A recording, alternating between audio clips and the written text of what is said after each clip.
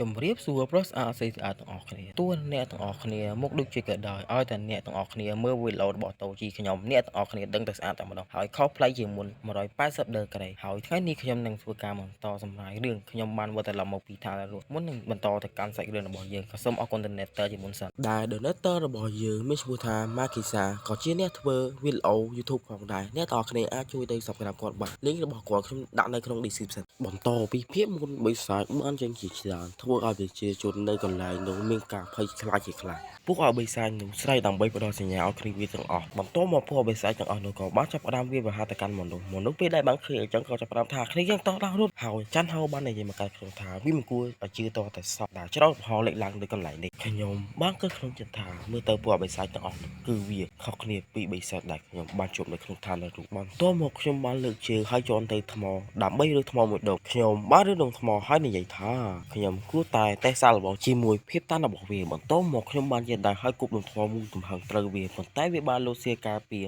មិនឲ្យវាត្រូវរបួសនោះទេខ្ញុំបានក្រឡេកឃើញថាវាចេញសៀមកការពារខ្លួនវាក្រឡេកមកកាន់ខ្ញុំដោយកំហឹងហើយច័ន្ទហៅបាននិយាយមកកាន់ខ្ញុំថាខ្ញុំឆ្លោះប្រាប់នេះហើយម្ដងតើថាសូម្បីតែកំភ្លើងនឹងក៏នឹងមិនអាចដំណើរការជាមួយបានផងបន្ទាប់មកបិសាចនោះបានស្ទុះមកវាប្រហារខ្ញុំច័ន្ទហៅបានមកផ្នែកហើយកាន់ខ្ញុំចិត្តថាអ្វីគ្រប់យ៉ាងត្រូវបញ្ចប់ហើយនៅថ្ងៃនេះបន្ទាប់មកយើងបានឃើញឈាមខ្ទាតចំមុខច័ន្ទហៅហើយច័ន្ទហៅបាក់ផ្នែកមកវិញក៏បានដឹងថាខ្ញុំបានវាយឲ្យបិសាចនោះដៃទៅទេស្លាប់បាត់ទៅហើយច័ន្ទហៅបានតែឆ្ងល់ក្នុងចិត្តតែវាមិនអាចទៅរួចបានទេគ្រាន់តែប៉ាកណ្ដាប់ដៃអាចសម្លាប់បិសាចនោះបានបន្ទាប់មកក៏មានបិសាចស្ទុះមកវាប្រហារខ្ញុំតែខ្ញុំបានលើកទៅដល់ដាក់មួយដៃដេកស្ប៉ាបាត់ទៅហើយខ្ញុំបានប្រើល្មុនយ៉ាងលឿនស្ទុះទៅស្លាប់ក៏បិសាចនោះអស់ទៅច័ន្ទហៅបានភ្ញាក់ផ្អើលជាមួយខ្ញុំហើយគាត់ថាតើគាត់ភ្ញាក់ឡើងនៅសមត្ថភាពអីឬក៏ប៊ីប៉ុន្តែឥឡូវនេះមិនមានពេលសម្រាប់រឿងបាននោះទេខ្ញុំគួរតែទៅជួយប្រជាជនវិញយើងបានកាសែករឿងមកដល់កន្លែងមួយទៀតយើងបានឃើញបិសាចជាច្រើនកំពុងអុកលុកនៅកន្លែងនោះហើយពួកមនុស្សនោះបានគិតថាពួកយើងប្រហែលជាត្រូវចាញ់ហើយនឹងស្លាប់ដោយសារស្នាដៃពួកបិសាចនេះហើយប៉ុន្តែច័ន្ទហៅបានរំលងនិយាយថា everyone កុំបារម្ភអីខ្ញុំដឹងពីកន្លែងដែលមានសុខភាពហើយអ្នកទាំងអស់គ្នាឆាប់រត់តាមខ្ញុំមកប៉ុន្តែពួកបិសាចនោះបានលុបមកកាក់មុខដែលធ្វើដំណើរបាត់ទៅហើយពេលដែលបានឃើញអញ្ចឹងច័ន្ទហៅមានការតបសុតជាខ្លាំងពួកអបិសាចនោះវាឆ្លាតដល់ថ្នាក់នឹងឬហើយពួកមនុស្សបានស្លន់ស្លោជាខ្លាំងពួកអបិសាចទាំងអស់នោះក៏បានរត់មកវាប្រហារមនុស្សដែលបាននៅកន្លែងនោះពួកមនុស្សបានត្រឹមតែស្លន់ស្លោតែប៉ុណ្ណោះហើយក៏មានក្មេងមួយផងតែដែលយំតែសួររមាក់វាថាម៉ាក់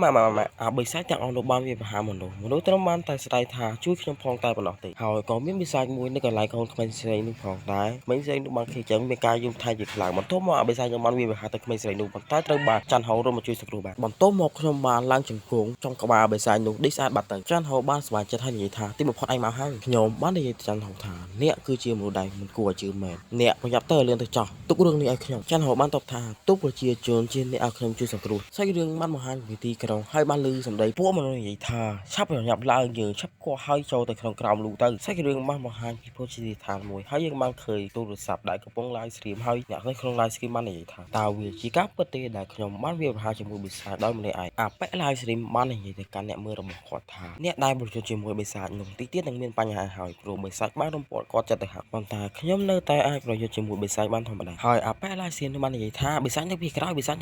ខ្ញុំក៏បានត្រូវបិសាចវាប្រហារខ្ទាត80ម៉ែត្រហើយខ្ទាតបុកនឹងឡានមួយគ្រឿងអាប៉ែ live stream បានឃើញអញ្ចឹងមានការភ័យចំនួនហើយអ្នកនៅក្នុង live stream បាននិយាយថាតើអ្នកប្រយុទ្ធជាមួយបិសាចនឹងតែស្លាប់បែបនេះមែនទេខ្ញុំបានត្រឹមតែគិតក្នុងចិត្តថាណាមិនធ្វើផែនបន្តិចសាច់រឿងក៏កាត់មកកន្លែងនោះដែលប្រជាជនខំគោះយើងក៏បានឃើញនារីម្នាក់និយាយថាកូនស្រីហើយយើងក៏បានឃើញក្មេងស្រីមុននោះរត់មកកាន់នាងហើយនិយាយថាម៉េចពេលដែលបានឃើញគ្រួសារគេសប្បាយចិត្តអញ្ចឹងច័ន្ទហូររបស់យើងក៏បានសប្បាយចិត្តផងដែរហើយបុរសដែលនៅក្បែរច័ន្ទហូរបាននិយាយថានាងនឹងត្រឡប់ទៅវិញទេពេលដែលបានលើកអញ្ចឹងច័ន្ទហូរទើបតែនឹកឃើញថាគឺហានីសោះបន្ទាប់មកច័ន្ទហូរបាននិយាយទៅកាន់ទូសនីយជនថាខ្ញុំពេលនេះគឺដាច់លុយហើយដាច់ទាំងការទៀតអត់ដឹងធ្វើរឿងឲ្យអ្នកទាំងអស់គ្នាមិនទេមានតែប៉ុណ្ណឹងសូមអ្នកទាំងអស់គ្នាជួយបាញ់លុយឲ្យខ្ញុំចាយផងសូមជម្រាបលាបាយ